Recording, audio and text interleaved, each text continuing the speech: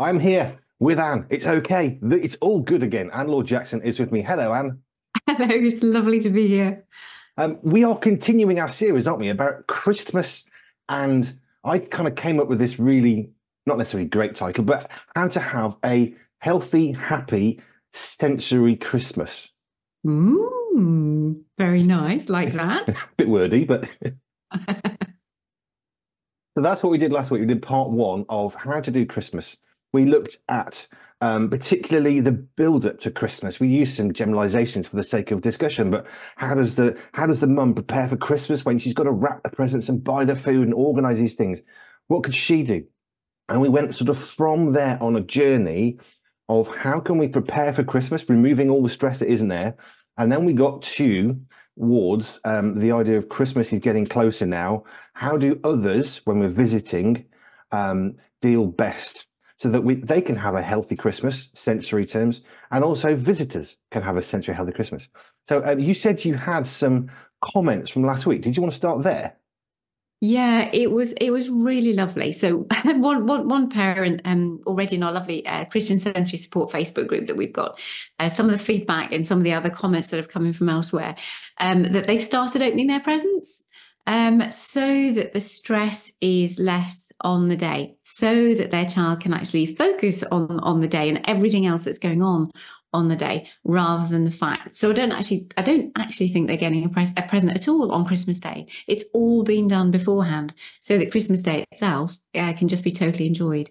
So that was lovely feedback from one of the other mums. It was just putting the word out there. What other things folks doing to help that we can use this platform, use Pure 24/7 Radio as a platform just to let other people who might be listening who are not all at the moment in any particular circles to help. So one of the other mums was also saying that a visual timetable is something that they really love. I don't know if we've spoken that much. Do you want me to expand a little bit more on what a visual timetable is? I don't think we have. It immediately made me think, ooh, I like that. So yes, let's delve deeper into that one. Okay. Visual timetables are brilliant. There are lots of individuals who might have difficulties processing auditory information. So when you tell them something, they might forget it straight away, or they might not be able to remember. Or say, for example, if you ask someone to put their shoes away, or you just go upstairs and put them in the drawer, put your socks in the drawer, and that's actually about 3 different instructions that you give somebody. Like you go upstairs and then you get into you put it in the drawer, and there's several stages to those steps, and lots of people can forget the steps involved. They got the main concept, but they've forgotten the steps, or they get up the top of the stairs and they've forgotten what was it I'm supposed to do again. So we typically use visual timetables as a way of just totally taking out the auditory processing side of it. So people's hearing might be absolutely fine, but the actual processing and the remembering and the sequencing and organizing themselves to follow verbal instructions, that's the same at school as well as at home or in the office and in the workplace. So visual timetables are brilliant for that because they're actual instructions. There's more to it than just instructions, but they are instructions that are written in pictorial form. So you can literally take a picture of the bedroom, the place, the drawer, where you want the socks to be placed or the shoes to be placed, so that it's a visual prompt to remember to do something, but also to show them specifically, this is the drawer that this goes in. Now, when it comes to Christmas and when it comes to having a daily schedule, then what a visual timetable does, so you have those visual instructions, but they're kind of visual, it's a visual planner of what we have. Loads of us have on our phones, on our diaries, things that we know that we write in. But for some people, having an actual timetable in a pictorial form or literally printed up on the wall as a family timetable is a beautiful tool for just reducing those stress levels, reducing those arousal levels. And it helps people be a lot more content and a lot more calm because they know what's happening next. So it might be getting up in the morning and then it's getting dressed. And actually, it's going to be a little bit different this time because we're going to open the presents, or maybe you're off to church and it's not on a normal Sunday. So there are differences that don't normally happen according to different to days. And then you've got more people coming, and then you might want to have a picture of a bigger family gathering if you're having a bigger family gathering, or maybe you're having a smaller one because other people are away over Christmas.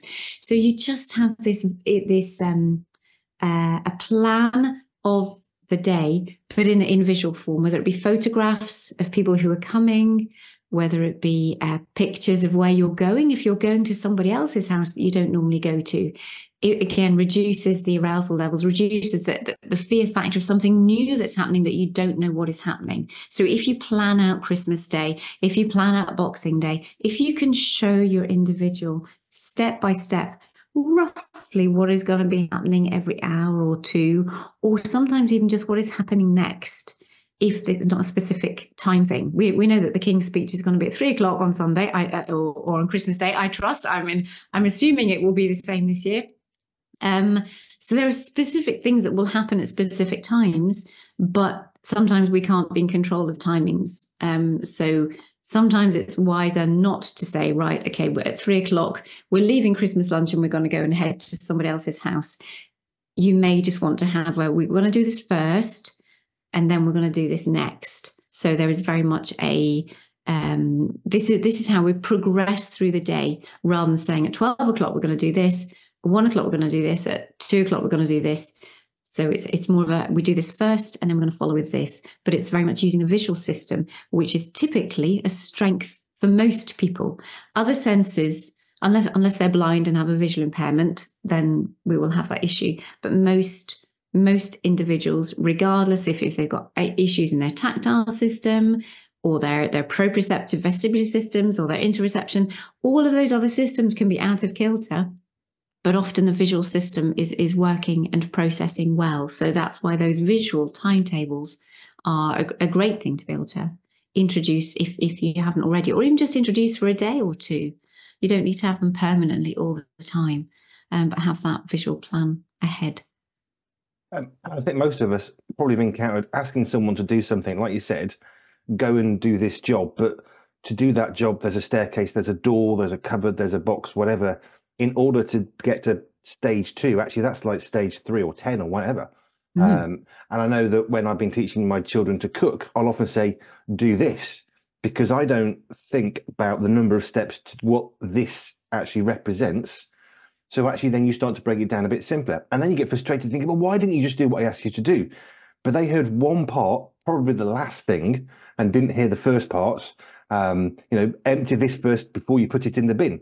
Put it in the bin, that kind of thing. And of course, we jump. I think, is it signposts? They did some experiments with signposts on the road, and they took out various letters, and people still read the signs because they saw the picture of the word rather than the individual letters that create the full word, which I suppose is a part of what you're talking about, isn't it? Wow, that is huge. And that's one of the biggest things. I think it's almost one of the biggest things in coaching. Apart from giving people permission to do things differently, is let's not take anything for granted. Anything for granted. It's like the little steps, the little sensory experiences, all of those things, that the words that we say, the phrases that we use, the tone that we say things in, all of those little things, and especially those little steps, are huge. And we can't assume anybody getting those little steps at all. We have to backtrack and learn how to break down those activities into tiny tasks. Otherwise, we get frustrated and they get frustrated.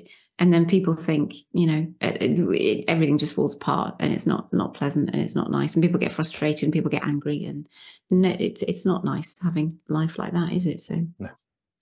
Just thinking, sort of flipping this on its head slightly, when I used to do writing in school, so secondary school, so about 11 to 13 years, when I started writing kind of longer documents of maybe 500 or 1,000 words, my teacher would say to me, what you're doing is your brain is thinking at one level, your hand is writing at one level, and because your brain can think faster than you can physically write, your brain then skips over what's missing because your hand has then given up and your hand then catches up with your brain. And that's how they explain to me why there's a missing 3 paragraphs in the middle of my thing. And I go from one word to another word, and there's sort of this huge gap of something.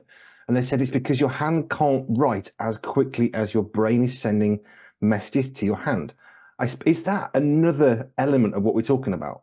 Yeah, totally. I find that as well. My brain, I know my mouth is much much further behind where my head is, which is a problem sometimes. And where my brain is, and I'm firing thoughts off all over the place, and I have to try and backtrack and think about it. But I think that's where the skill, certainly for anybody writing an essay or doing those things, that's why we are told, let's get those bullets down first, because you won't realize what you don't know, because you are whizzing through. It is. I just think our brains are utterly phenomenal. How quickly they can, under typical circumstances, process things at one level, but the rest of the body has to try and catch up. And it's great when we can all be processing at the same speed, but in reality, that doesn't happen. So whether it be writing an essay, or whether it be me speaking, whether it be doing a job, we need to try as best we can to get everything working in harmony and in sequence together, and then things function well. Otherwise, you get essays where paragraphs are missing out. And been there. And I think that's great. Great advice. Stuff, again, for those of us who've been through school, we kind of think, writing bullet points, get the main things down first, and then we can flow with the informations, because we will miss out the core elements unless we take time to specifically write that down and cognitively pay attention to, these are the absolutely key points that need to be in there. And don't assume that other people will get it. You really do need to spell things out for people to get things. But bringing it back, this all back to Christmas, let me just set up a scenario. So you're taking your children to your grandparents' home. Maybe it's your wife's parents' home, so it's not that comfortable for you as the in-law, so to speak. And then you bring your grandchildren, who may have a wonderfully sort of secure, comfortable environment where they know where the toilet is, they know where the food is, they know where the glasses and the cups are. Now they're in an environment where there are 100 different rules. And then you throw into that Christmas lights, Christmas music, different people, different voices, different smells, the dog that they're scared of, all these 100 other sensory overload things, which I personally would struggle with. And then a command comes out, go and put the thing in the thing. And somehow somebody thinks that actually makes sense. And it might do to somebody who lives in that property. But actually, if you're just the grandchild, what thing in what? And then there's stress. And then there's all the stuff that starts to play out. How can we help the people that we're visiting have a really good experience of us being with them? Not because there's a problem on either side, but how do we most benefit the people that we are visiting, who perhaps don't understand how we live our lives? And of course they wouldn't, because we have different lives, but how do we help them? I think everybody certainly should have those sensory passports, that sensory bits of information, and it doesn't matter how silly it looks or how silly it feels. It's just a little flyer about, this is me, this is our family, this is how we work best. And when people get over just the awkwardness and thinking, oh, that's a bit weird, and just recognize how helpful it is, just do that. Conversations beforehand, always there, always brilliant where you can. To explain, so that before you even get to the event itself, a few days before, a few weeks before, preparing them to say, look, we need to prepare ourselves, and we all want it to be a good thing. So just a few minutes preparation beforehand. One of the nicest things is those extra, we talk about those sensory events during the day. Now, a Christmas day can be really quite triggering for lots of reasons, for all of those things that you've just explained. And we often find that we can have this is our kind of default position of what we will be able to cope with on a regular day. And then we have the visit to somewhere else, and it is new. And the arousal levels start to go up. And then we've got the dog that comes in, as you described. And then we've got this, that, and the other. And we talk about that overload. But each of those sensory events, we could bring back down bring those arousal levels down one level. So instead of it getting an increase upon increase upon increase upon increase, which leads to either meltdown, exhaustion, kicking, hitting, screaming, just folks losing it or not being in a good place, after each new event, if something could be scheduled into the day to try and bring those nervous system arousal levels down, that would be beautiful and brilliant. So anybody who is receiving someone into their house, it's like saying, well, maybe we go for a walk before we do the next meal, or let's have a break, or let's make sure we just have some free time and then we'll come back for the next course, or we're just going to have a bit of quiet, or we're just going to play a really, really quiet game. You can have a 2-minute game. It's just like we have 1 minute silences, but it's just like a new Christmas game is let's see how quiet we can all be for 2 minutes.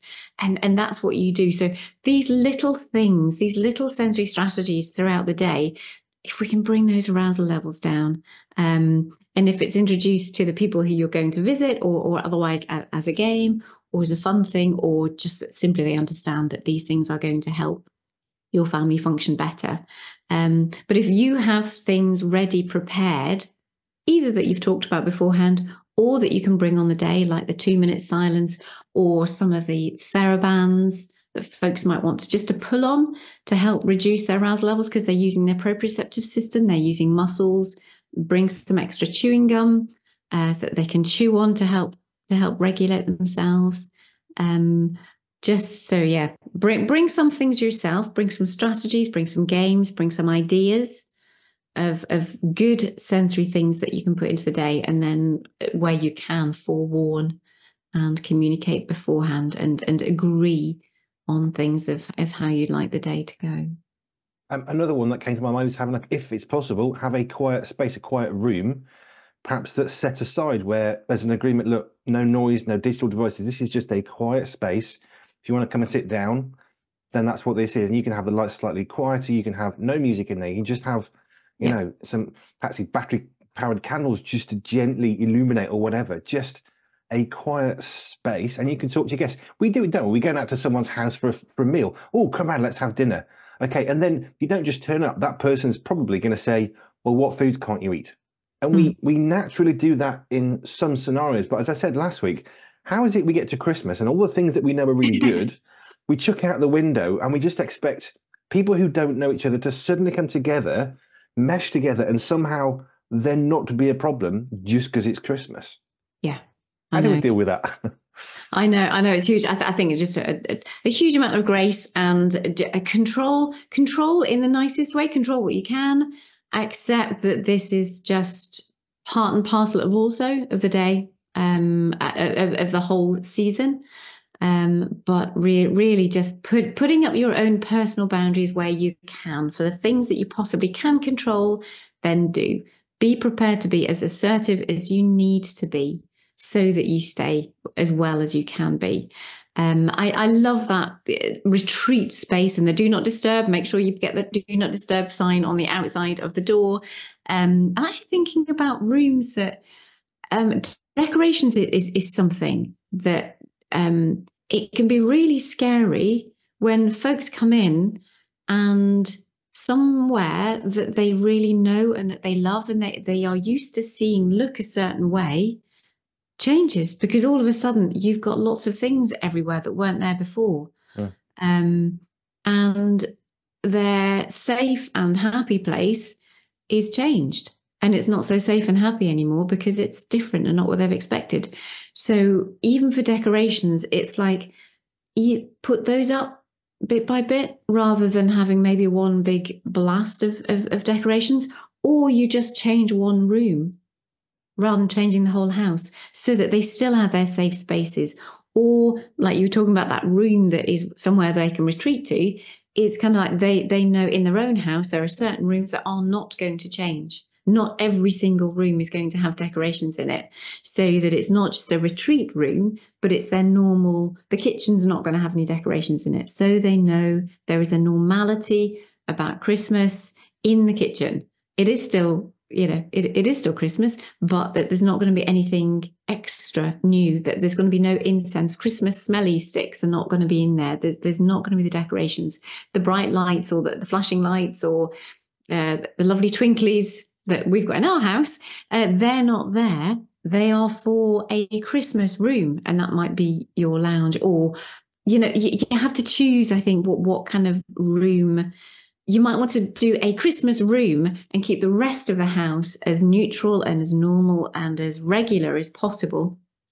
Or you do the other way, where you actually do make sure you have a room to retreat to. Or if you have guests who come, that they have a room that they can retreat to. But I think we often think, oh yeah, we need to decorate everywhere, whereas actually we don't need to decorate everywhere. We don't need to do a lot of things. We don't need to do a lot of things. No, you are right. You are right. Oh, actually, I've just thought of something else that came out from the comments of from some of the folk, was about giving warnings if you're going to do Christmas crackers, because they are really noisy, and the poppers. So making sure there is preparation for anything that is going to be quite explosive to the ears. And give warning, and make sure that either they are allowed to leave the room to do something, give them a reason to leave the room, or do it when they've nipped to the loo or something, or get those ear defenders and ear protectors on if that is a big part of what the families choose to do. I want to come back to you about flipping it on its head, so you're now the visitor going to somebody's house. We'll come back to that in a second. Would it help somebody, and this is why I have no clue, if the people who are hosting said, right, okay, we've got lots of decorations, this is, there's lots of Christmas stuff, would it be beneficial to somebody who struggles with sensory needs for them to say, right, can you help me decorate this part of the room while you're here, so that they have some sense of ownership? So in the craziness of a flooded lights, Santa Claus popping out, all that, if they have their little zone that they've put a bauble on, is that actually of benefit, or is that my mind too simple? I think that is lovely. It's such a precious thing, because that's part of the control, and it's not so overwhelming that it's something that happens to them. They are part of the experience, and it helps the brain just absolutely absorb and to settle, and to be happy with the changes, because they are part of that process. Yeah, it's perfect. It's a lovely thing. Would hanging a bauble be enough? Would it need to be a number of things? I'm just trying to work out what could a host who has no clue how to deal with sensory issues, because that's not something they've had to deal with before, and you don't know what you don't know, how much of that would they need to do in order to help the most people possible, so to speak, of people who would struggle with sensory? What depth would that need to go to as a thing to do? Yeah, it is tricky, and I think that's where I concentrate a lot on the thumbprint, because we're also individualized. So the coaching is absolutely getting the core of who people are, how they are, what is real to them. Because for one person, one bauble would just be enough. For others, they would literally need to get a really heavy tree. They'd need to carry it in. They'd be part of the very beginnings. Getting proprioceptive input is part of their experiences. But the only way that they literally would be able to tolerate is to be fully immersed in it right from the very beginning, coming in and just even seeing any change to begin with would be too much. I think that's more on the extreme level. It does happen, but most people would just be the one bauble or just a few items to help would normally be enough for most. But so individualized. I like to think of simple things that we can do and say, well, here's something you can do. Let's flip this on its head. So we've looked at it from you're the host and people are coming to your home. What can you do? How can somebody who has, I mean, it's a stereotype for the sake of the conversation, but they've got a child who has real issues with sensory needs. How can they go to the host, whoever that might be, and be gracious in how they approach? What would be reasonable and sensible? So you're not saying, well, we're coming, we've got issues, so you need to wrap your world around us, because actually you're just one of 4 families that are attending, and actually it can't revolve around that one person.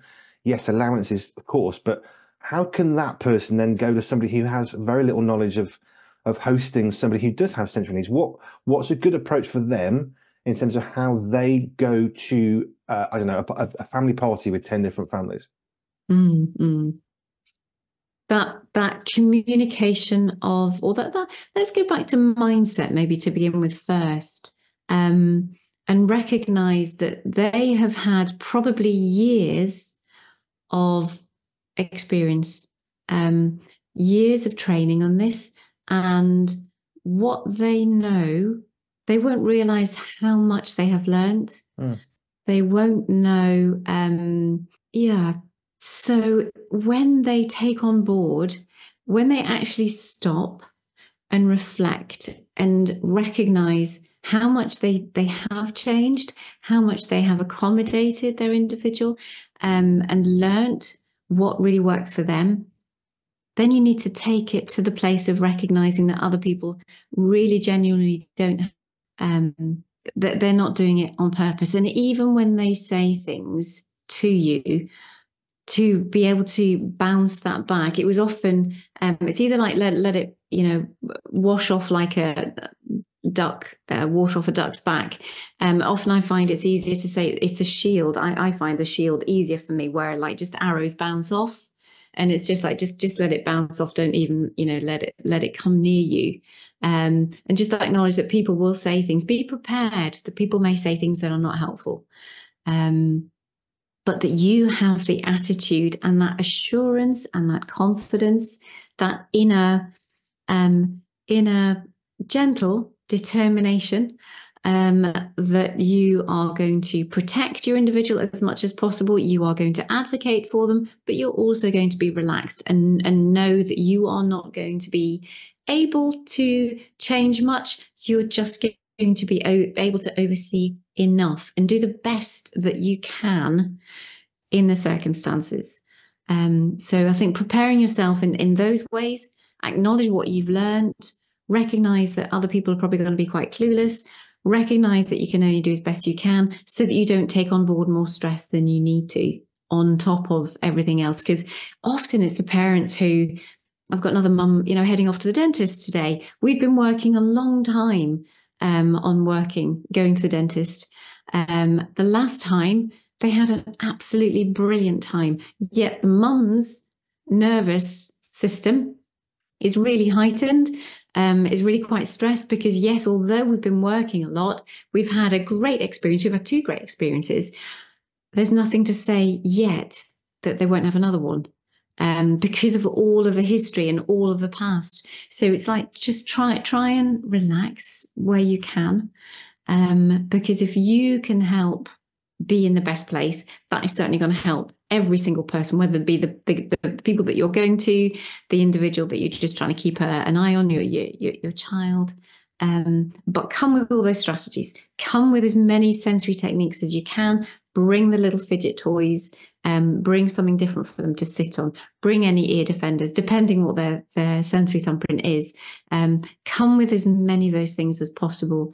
Speak to your host, but relax where you can. And if you need to leave, you need to leave, and that's okay. Again, allow yourself permission to enjoy it, have an hour, get the meal done or whatever, and then recognize and just give everybody lots of love. But actually, it's going to finish the day better for everybody if you actually depart now. So you go for a short amount of time and don't expect to be there all day, if that's not helpful. I think that is brilliant advice for everybody, actually. We've got to stay, we've got to do this, it's family, it has to work. And actually, do you know what? A good hour or 2 is better than a horrible 8. Yeah. That you don't speak to each other for another 6 months. So it's better to do short doses sometimes, because why do we expect all of a sudden at Christmas that people who don't know each other, who don't like each other, who never see each other, can suddenly, mesh? That thing I said at the start, it's crazy to think that the best host in the world is not going to facilitate 5 different families with 5 different needs who all want their thing, because we also need to be respectful of the fact we're in somebody else's home. And it's all that stuff that goes around and around. So yeah, a couple of hours, an hour, is better as a good memory than an 8-hour slog, which you never ever want to repeat.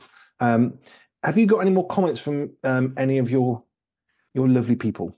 Let me have a quick check if I'm here just for one moment. I think that was it. That I can remember. I didn't want to take up time. I know. No, it's fine. I had one memory which I'm going to share. We had a wedding anniversary 13 years ago, and where we lived, we wanted to celebrate was fireworks.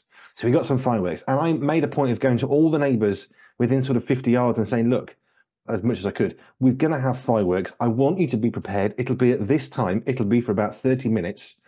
So you know what's coming. We want to do this. We want to celebrate with fireworks, but we don't want you to suddenly be sitting there and hearing bangs in start of November for no reason. And I do remember going to one guy who was a farmer who actually lived about 2 doors away. And I went to tell him, I said, I know you've got dogs. I don't want your dogs to be startled. Perhaps you can go for a walk. Oh, no, he said, they're gun dogs. They're used to shotguns all the time. So don't worry about it. And it was just my greatest anxiety with these dogs, which is the only ones I knew of. And he said, they're used to gunfire. And it's funny what we don't know that we don't know. And that's just another example of my anxiety of the dogs and him saying they won't care. Wow. They work around shotguns for a living, so it's fine. But it's funny the things that we put on ourselves, isn't it? Anxiety like that. Yeah, it is. Literally, I have just checked, just as we've been on air, and we've got a new mum saying that actually you will be judged. And just acknowledging, stand up. I think that's assertiveness, but I think she was even more assertive and basic, saying, look, you are going to get judged, and just do what's right for your family, and just go with it. So it's I think there is definitely within the community, there's the sense of there's a sense we have to brace ourselves for being out there more over Christmas, because there are more expectations, or people are expected to be that little bit more engaged with folk that they haven't been engaged with during the year. So yeah, stand strong and stand firm. I would add I'd add one little thing, which is don't arrive defensive, no matter what your situation. If you arrive defensive, it's like carrying a fight to school. You're going to get into trouble. If you arrive defensive before you even walk through the door, that might be a good sign for you to go off for a little walk before you go in. Because if you arrive defensive, you're going to have an argument with somebody who may have absolutely no problem whatsoever. But if you're arriving in that state, that's probably a good point to say, we've arrived, we're going to go for a walk first. And calm yourself back down. Otherwise, you're going to bring extra issues on top of all the other stuff. So I would say, definitely stand your ground. I've worked with some people with when I was in children's ministry, and they arrived defensive. And I always used to say, can you not? Because you're creating problems that don't even exist just because of being defensive. At least let us make a mistake first, and then you can get defensive. But try and arrive in that good place. And that's what we said last week, and that's what we've continued. It's preventing those stresses that we don't need. And you probably will be judged. But if you want to win people, then I would just add one little thing, having worked from a slightly different perspective, which is try not to arrive defensive. It's really hard, especially with family, with that sister who you know is going to snipe at you and you're ready for that fight, but they might not. And if you arrive, you're going to actually then, it's a self-fulfilling prophecy, isn't it? You can actually create and generate problems that perhaps didn't need to be. So I love that one, though. Stand your ground, be assertive. And Lord Jackson said, be assertive. Love, be kind, be gentle with everything. About playing off of your defensive, and don't go defensive. It's just this is the season. Above all, I think at all times we should try and always come with a sense of honor for others, but the sense of what does it mean to love in the circumstances, and a lot of that will be just letting things go. Let things go that may come at you, but just let them just bounce off you. I was just trying to get a piece of scripture which I thought might be appropriate. The fruit of the Spirit. I'm in the wrong chapter. Hang on. I thought this might be a fitting way, perhaps, of how do we arrive. And I've lost it. Where's the fruit of the Spirit gone? It's gone. Where's the fruit of the Spirit? I thought it was Galatians. Where are you in Galatians? Galatians 5. Yeah. Where have I lost it? No, I've lost it. Hang on a minute. This is a really good way to finish, I think. I've lost it. I can't find it. I know it's here. I've quoted this so many times. Just talk amongst yourselves for a moment. Where's it gone? Galatians 5. Sorry. Got there. Galatians 5:22. Sorry. But the Holy Spirit produces the kind of fruit in our lives. Love, joy, peace, patience, kindness, goodness, faithfulness, gentleness, and self-control. If we can exercise 3 of those this Christmas, how much more of a difference would it be? We know we've all got issues. I mean, sensory issues to aside, we're all going to have those family contentions, which are always heightened. But yeah, the fruit of the Spirit, as it's often referred to, it's one fruit with 9 parts, not 9 different parts. But yeah, let's be loving, let's be joyful, especially at Christmas. Peaceful, let's be patient with those people who don't know. Kind to those who don't understand. Goodness, let's just overwhelm people with goodness. Faithfulness, that person is stressed. Let's give them the benefit of the doubt, really, at Christmas. Gentleness, so key, especially with sensory issues. If we can be gentle, that would solve so many of the issues. And self-control. Sometimes biting your lip is appropriate. Sometimes I think we need to leave. It might be the best decision you can make and best decision for your family. And I think the other thing is Christmas is not a time of accepting people being cruel to you. It's not tolerating rudeness. Christmas is a time of remembering that Jesus Christ was born, which is amazing. It's a time of joy and family.